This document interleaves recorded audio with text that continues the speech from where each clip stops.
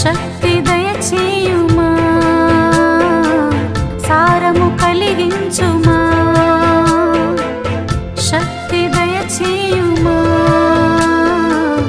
సారము కలిగించుమా. నీరు కట్టిన తోటలో నన్ను ఉంచినావయ్యా,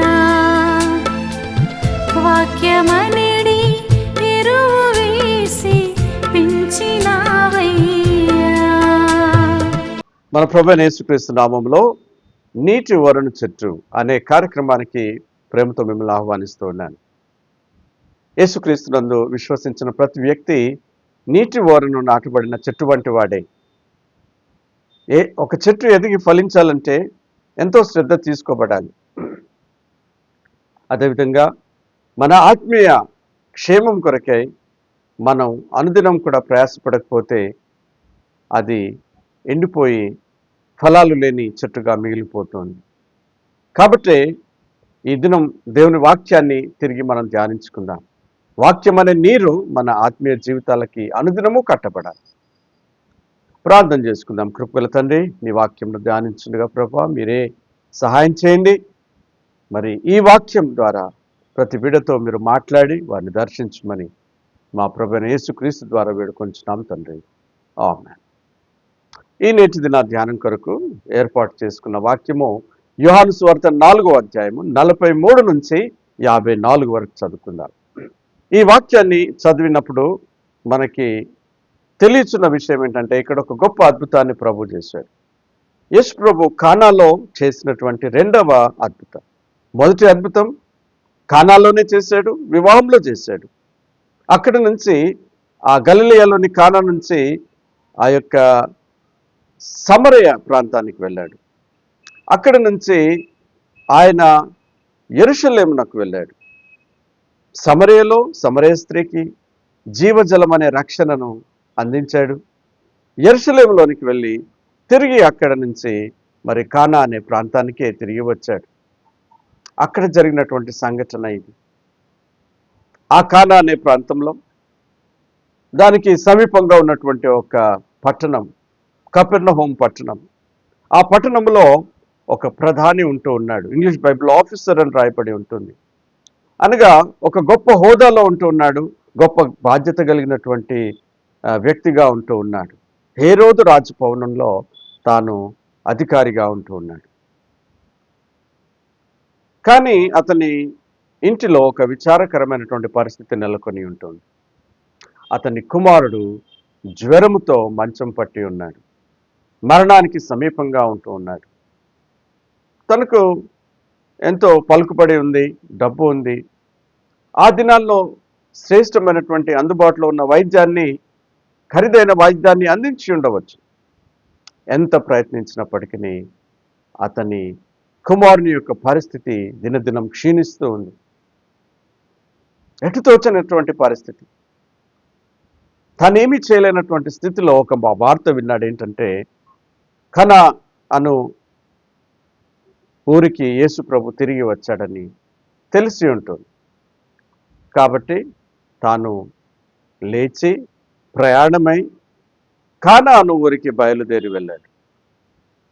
అక్కడ ప్రభు దగ్గరికి వచ్చి ప్రభువును బ్రతిమాలుచూ ఉన్నాడు. ప్రభా, నా కుమారుడు జ్వరంతో మంచం పట్టి ఉన్నాడయ్యా. ఎంతో ప్రయాసపడ్డాను, అయినా ప్రయోజనం లేదు. దయచేసి మీరు మా ఇంటికి వచ్చి నా కుమారుని మీరు బాగు చేయండి, స్వస్థపరచండి. ఎంతో దీనంగా బ్రతిమాలుకున్నాడు. అయితే ప్రభు అన్నాడు, అయ్యా, మీరెంత మాత్రం కూడా అద్భుతములు సూచక క్రియలు చూడకపోయినట్లయితే మీరు నమ్మరు. ప్రభు గద్దించాడు. అప్పుడు ఆయన ప్రధాని తాను నిరాశ చెందలేదు, కానీ ప్రభుని మొరపెట్టుకొంచున్నాడయ్యా, నా కుమారుడు చావకముందే రండి, మీరు వచ్చి స్వస్థపరచండి అన్నప్పుడు ప్రభు అతనితో ఒక మాట అన్నాడు, నీ కుమారుడు బ్రతికి ఉన్నాడు, వెళ్ళుము. గొప్ప మాట చెప్పాడు. ప్రభు మాట ఎప్పుడైతే విన్నాడో ఆ ప్రధాని యొక్క మనసులో ఒక వెలుగు రేఖ, ఒక గొప్ప నిరీక్షణ కలిగి ఉంటుంది, గొప్ప సమాధానం కలిగి ఉంటుంది. కాబట్టి వెంటనే ఆయన ఆ స్థలంలో నుండి బయలుదేరాడు. మరుసటి రోజు తన గ్రామానికి చేరుకున్నాడు. తన ఇంటికి సమీపిస్తూ ఉండగా తన ఇంటి వారు నుండి కొంతమంది పనివారు పరిగెత్తుకుంటూ వస్తూ ఉన్నారు. ఏం జరిగి ఉండవచ్చు అని ఆయన ఆలోచిస్తూ ఉన్నాడు. ఏదైనా జరగకూడని జరిగిందా అని ఎంతో గొప్ప సంశయము అతనిలో ఉండి ఉండవచ్చు. అయితే వారు వచ్చి ఆయనతో అన్నారు, అయ్యా, నీ కుమారుడు స్వస్థపరచబడ్డాడు, జ్వరం విడిచి వెళ్ళింది. అప్పుడు ప్రధాని అడుగుతూ ఉన్నాడు, ఏ సమయానికి నా కుమారుడు స్వస్థపరచబడసాగాను అని అడిగాడు. అప్పుడు పనివారు అంటున్నారు, నిన్నటి దినమున మధ్యాహ్నం 1 గంటకి నీ కుమారుడు బాగయ్యాడు. అప్పుడు ప్రధాని జ్ఞాపకం చేసుకున్నాడు, సరిగ్గా నిన్నటి దినమున 1 గంట ప్రాంతంలో ప్రభు నీ కుమారుడు బ్రతికి ఉన్నాడని ఆయన చెప్పిన మాటను జ్ఞాపకం చేసుకున్నాడు. తాను సంతోషంతో ఇంటికి వెళ్ళాడు. స్వస్థపరచబడినటువంటి కుమారుని హత్తుకున్నాడు, ముద్దు పెట్టుకున్నాడు. మోకరించి కుటుంబం అంతా కూడా దేవుని స్తుతించారు. అక్కడ ఒక మాట రాయబడి ఉంటుంది, అతడును అతని ఇంటి వారును ఆ క్షణమందే యేసుక్రీస్తునందు విశ్వాసం ఉంచిరి. హృదయంలో ఈ యొక్క సూచన క్రియ అనేక విషయాల్ని సూచిస్తుంది, మనకి అనేక పాఠాలని మనకి నేర్పిస్తుంది. కాబట్టి 3 విషయాలు ఈ అద్భుతం ద్వారా మనం ఈ దినం జ్ఞాపకం చేసుకుందాం. ఒకటి, అ డెస్పరేట్ ఫాదర్. రెండవది, డెవలపింగ్ ఫెయిత్. మూడవది, drawing nearer to the feet of Christ. మొట్టమొదటిగా గమనించినట్లయితే డెస్పరేట్ ఫాదర్. ఈ యొక్క తండ్రి ఎంతో నిరాశలో ఉన్నాడు. ఆయనకు అధికారం ఉంది, డబ్బు ఉంది, సమస్తము ఉంది, కానీ తన కుమారుని స్వస్థపరిచే శక్తి అతనిలో లేదు. కేవలం కుమారుడు మరణ పడకపై ఉంటే తాను చూస్తూ ఎంతో దుఃఖిస్తూ ఉంటూ ఉన్నాడు. ప్రియమైన వారలారా, అనేక సార్లు మన జీవితాల్లో మన శక్తికి మించినటువంటి సమస్యల్ని మనం ఎదుర్కొంటూ ఉంటాం. సమస్యలు, అనారోగ్యము, శోధనలు, శ్రమలు ప్రతి ఒక్కొక్కరి జీవితంలో కలుగుతూ ఉంటాయి. Nobody is exempted from troubles in this life journey. ఏ హోదాలో ఉన్నప్పటికీ, ఏ ప్రాంతంలో ఉన్నప్పటికీ, ఏ దేశంలో ఉన్నప్పటికీ, ధనవంతులైనా పేదవారైనా మరెవరైనా కానీ సమస్యల గుండా వెళ్ళవలసినటువంటి పరిస్థితులు మన జీవితాల్లో కలుగుతూ ఉంటున్నాయి. సుఖ దుఃఖాలు అన్ని పరిస్థితుల్లో ఒకేలాగా ఉండవు. కొన్ని పరిస్థితుల్లో సంతోషం ఉంటుంది, సుఖం ఉంటుంది, మరికొన్ని పరిస్థితుల్లో బాధలు, ఇబ్బందులు, శ్రమలు ఉంటాయి. కానీ ఒక విషయం ఖచ్చితంగా చెప్పవచ్చును, మన ప్రభువు అన్ని పరిస్థితులకు చాలినటువంటి దేవుడు. సుఖ దుఃఖాల్లో మనతో కూడా ఉండేటటువంటి దేవుడు. కానాలో పెళ్లిలో ఉన్నాడు, అక్కడ ఒక అద్భుతాన్ని చేసి వారిని ఆదుకున్నాడు. కానాలోని మరొక గృహంను మరణచేయ కమ్ముకొని ఉంటుంది. ఆ గృహంలో మరణాన్ని కొట్టివేసి వారిని ఆదరించినటువంటి దేవుడు. అలాంటి గొప్ప దేవుణ్ణి మనం కలిగి ఉంటున్నాం. అందుకే సదాకాలము నేను మీతో కూడా ఉన్నాను అని ప్రభు వాగ్దానం చేశాడు. సదాకాలము అనగా అన్ని పరిస్థితులలో చాలినటువంటి కృప కలిగినటువంటి దేవుడు ఆయన. కాబట్టి మన పరిస్థితులు ఏవైనా, మన సమస్యలు ఏవైనప్పటికీ మనం ప్రభు సన్నిధిలోనికి వచ్చి మనల్ని మనం తగ్గించుకొని మన సమస్యల్ని ఆయనకి తెలియజేసినట్లయితే ఆయన గొప్ప కార్యాలు చేసే దేవుడు. ఆయన సింహాసనాసనుడు. ఆయనకు అసాధ్యమైన కార్యం ఏది కూడా లేదు. సమస్తమును సాధ్యమే. ప్రియులరా, మనల్ని మనం తగ్గించుకొని ఆయన సన్నిధిలోనికి రావాలి. ప్రధాని ఎంతగా తగ్గించుకున్నాడు, తానే బయలుదేరి వచ్చాడు. ప్రభు గద్దించిన అదే స్థలములో నిలిచుండి ప్రభుకి మొరపెడుతూ ఉన్నాడు. తగ్గింపు హృదయాన్ని దేవుడు కోరుతూ ఉంటున్నాడు. అందుకొరకనే యెషయా గ్రంథం 57వ అధ్యాయం 15వ వచనంలో రాయబడి ఉంటుంది, మహాగణుడును, మహోన్నతుడును, పరిశుద్ధుడును, నిత్య నివాసియునైన వాడు ఇలాగు సెలవిచ్చుచున్నాడు. ప్రభు ఏమన్నాడట, నేను మహోన్నతమైన పరిశుద్ధ స్థలములలో నివసించువాడను. అయినను చూడండి, అయినా కానీ వినయము గల వారి ప్రాణమును ఉజ్జీవింపచేయుటకును, నలిగిన వారి ప్రాణమును ఉజ్జీవింపచేయుటకును, వినయము గల వారి యొద్దను, దీన మనసు గల వారి యొద్దను నేను నివసించుచున్నాను. నలిగిన వారికి ఆయన ఆసనుడు, విరిగి నలిగిన హృదయం ఆయన అలక్ష్యం చేసేవాడు కాదు. గర్విష్ఠులను ఆయన బాగుగా ఎరుగును.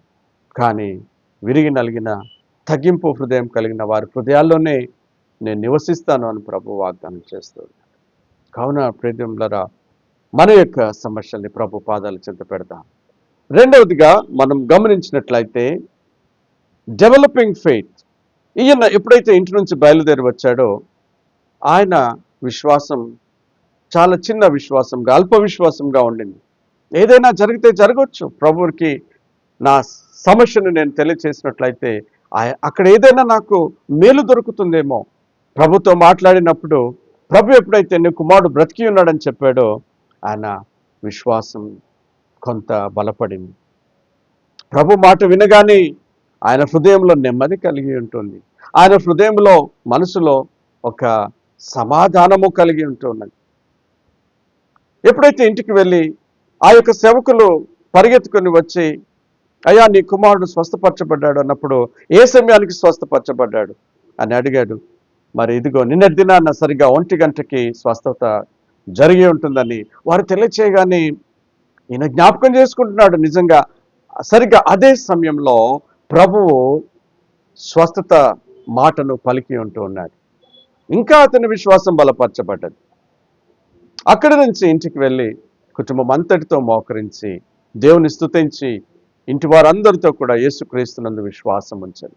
ప్రియమైన వాళ్ళరా, మనం విశ్వాసములో ఎదగవలసినటువంటి వారు అయి ఉంటున్నాము. మొదటిగా అనుకున్నాడు, కేవలం యేసు ప్రభు తన ఇంటికి వచ్చి తన కుమారునిపై తన చేతిని ఉంచితేనే స్వస్థత కలుగుతుంది అనుకున్నాడు. లేక అయ్యో నా కుమారుడు మరణిస్తే మరి యేసుక్రీస్తు ఏమీ చేయలేడే అని ఆయన అనుకునే అంటూ ఉన్నాడు, ప్రభా నా కుమారుడు మరణించక ముందే రాని అని అంటూ ఉన్నాడు. ప్రియమైన వాళ్ళరా, ఆయన విశ్వాసము బలపరచబడ్డది. His faith was grown. దేవుని బిడ్డలంగా మన యొక్క విశ్వాసము అనుదినము బలపరచబడవలసినటువంటి వారమై ఉంటూ ఉన్నాం.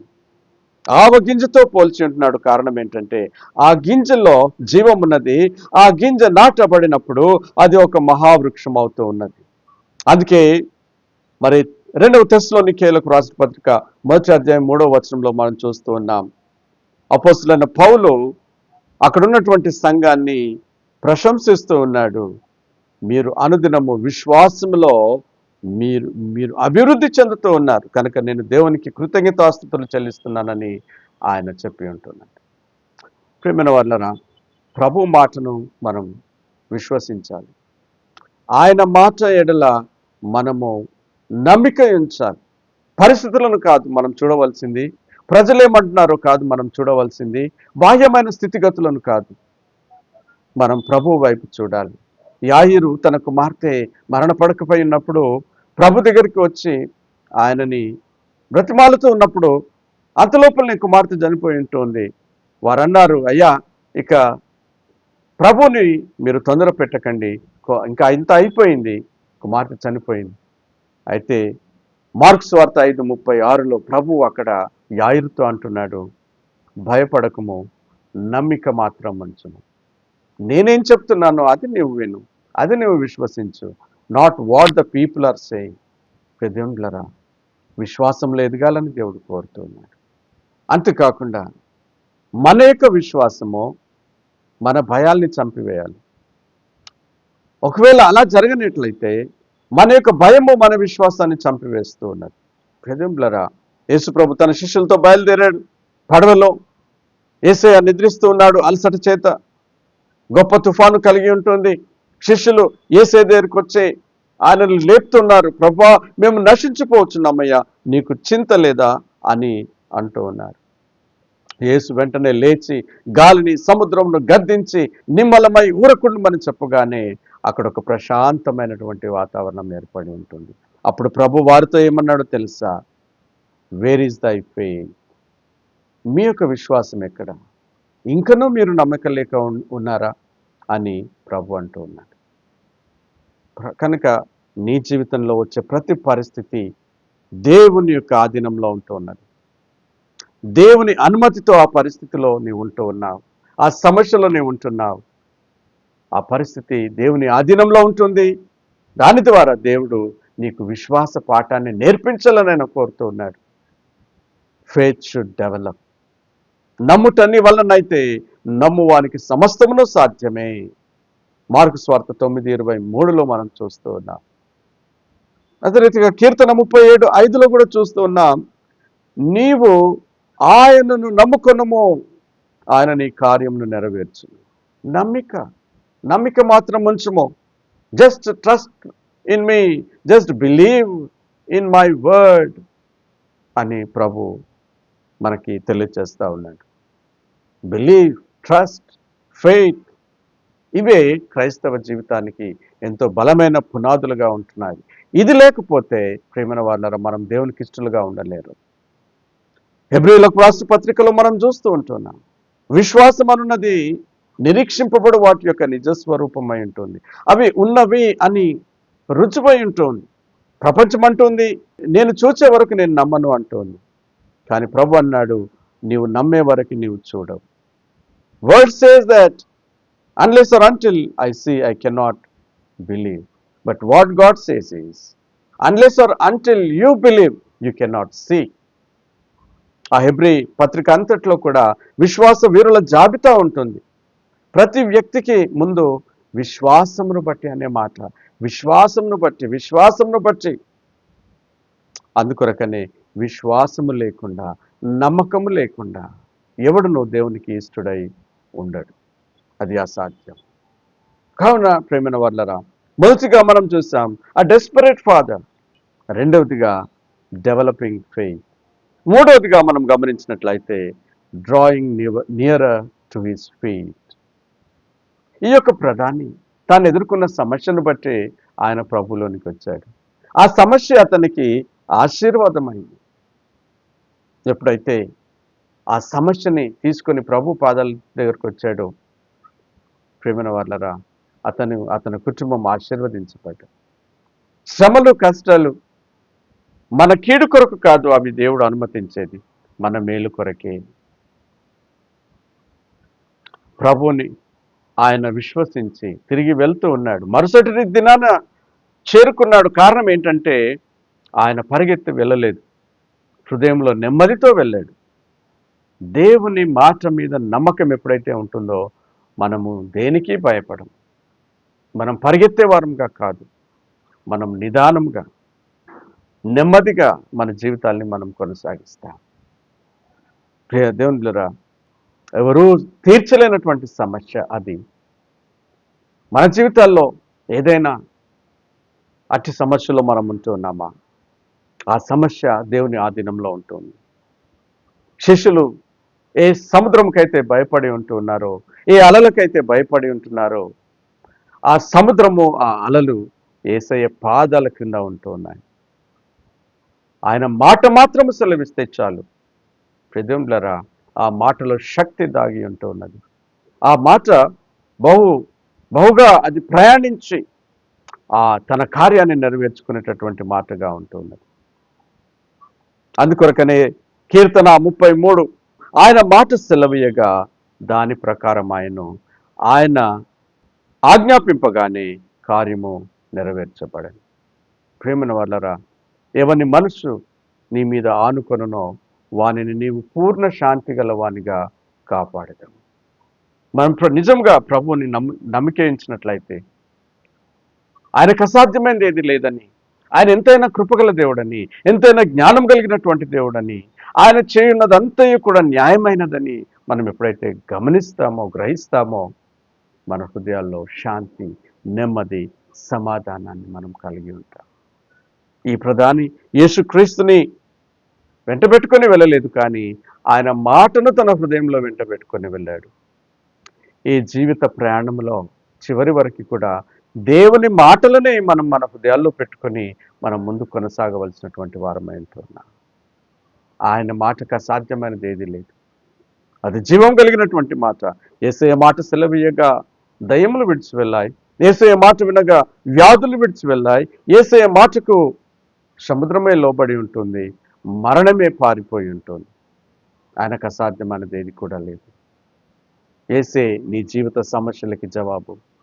ప్రభు దగ్గరికి రా, దేవుని యొక్క సన్నిధిలో నీ యొక్క సమస్య నుంచు, ఆయన మంచితనం అందు విశ్వాసం ఉంచు, ఆయన శక్తి జ్ఞానం సంపూర్ణని గ్రహించి నిన్ను నువ్వు సంపూర్ణంగా ఆయనకు సరెండర్ అయినప్పుడే నీ జీవితంలో నిజమైన నెమ్మదిని, నిజమైన శాంతిని నీవు పొందగలవు. అట్టి కృప దేవుడు మనందరికీ అనుగ్రహించును గాక. ఆమేన్. ప్రార్థన చేసుకుందాం. కృపగల తండ్రి, నీ పరిశుద్ధ నామానికి ఎంతో వందనాలు చెల్లిస్తున్నాం. ప్రధాని కుమారుని జ్వరమును మీరు తగ్గించి స్వస్థపరిచి మరణాన్ని కొట్టివేసినటువంటి దేవుడు నాయన, మేము మా యొక్క విశ్వాసము నీ మాట మీద ఆధారపడి ఉండాలని మీరు కోరుచు ఉన్నారు. అద్భుతములపై కాదు కానీ, సూచక క్రియలపై ఆధారపడి కాదు కానీ, ఇదిగో ప్రభా నీ మాటను మేము నమ్మాలి, నీ వాగ్దానములను మేము నమ్మాలి, నీ వాక్యమును ప్రభా మేము ఆధారం చేసుకుని వాక్యం అనే పునాదిపై మా జీవితాలు కట్టుకోవాలని మీరు ఆశిస్తూ ఉన్నారు. కనుక ప్రభా మా జీవితాలు వాక్యం అనే నీటి నదుల చెంత నాటబడినటువంటి చెట్టుగా మా జీవితాలు ఉండగలుగుటకు, మేము బహుగా ఫలించే వరంగా ఉండగలుగుటకు మీరు సహాయం చేయమని, విన్న వాక్యాన్ని మా హృదయాల్లో ఫలింపచేయమని మా ప్రభువైన యేసు నామములో అడుగుచున్నాం తండ్రి. ఆమేన్. తండ్రి, కుమార, పరిశుద్ధాత్మ త్రియేక దేవుని కృప సదా మనకు తోడైండును గాక. Amen. Praise the Lord and God bless you.